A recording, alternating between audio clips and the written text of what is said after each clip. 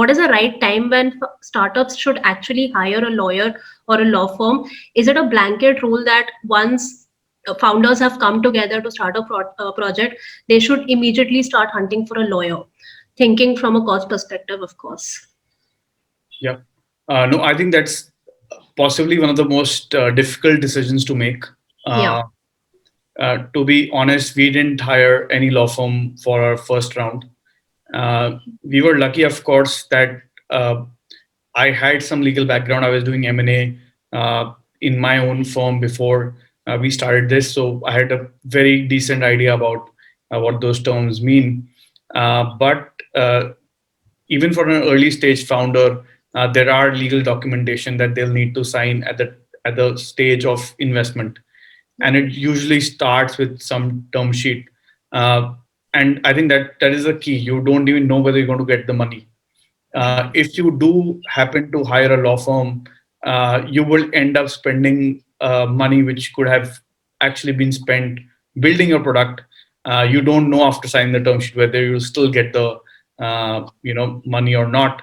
Especially even if you're just negotiating, you sometimes may be talking to 2, 3 investors, Right. and you may therefore be negotiating 2 or 3 term sheets at the same time as a founder. So does it make sense to get them all vetted by a law firm? I think that's a very important question.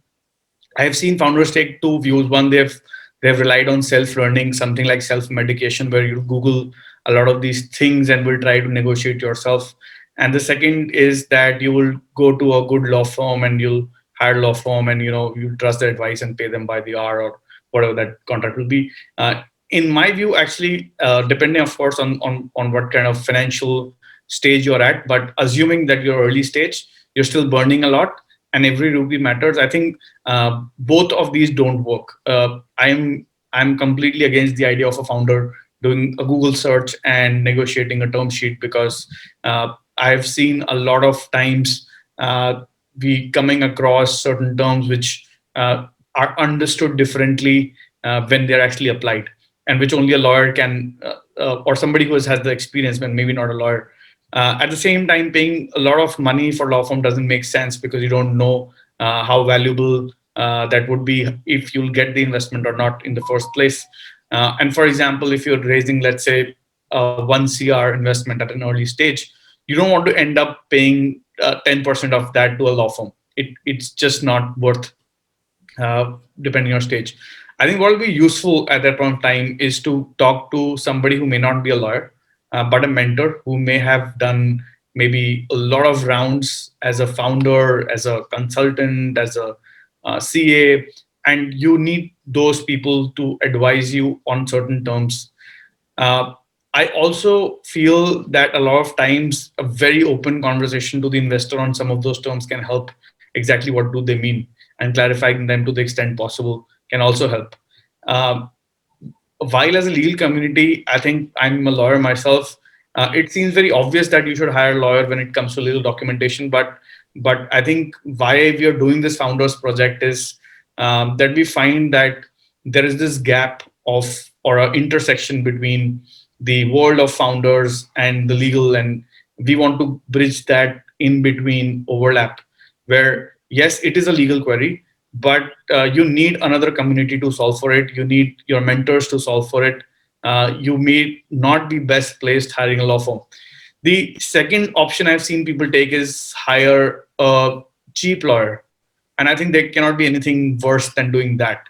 You hiring someone who's not experienced, it's like if you want to, get an operation done, you won't go to a physician to do it, right? You need to go to the expert.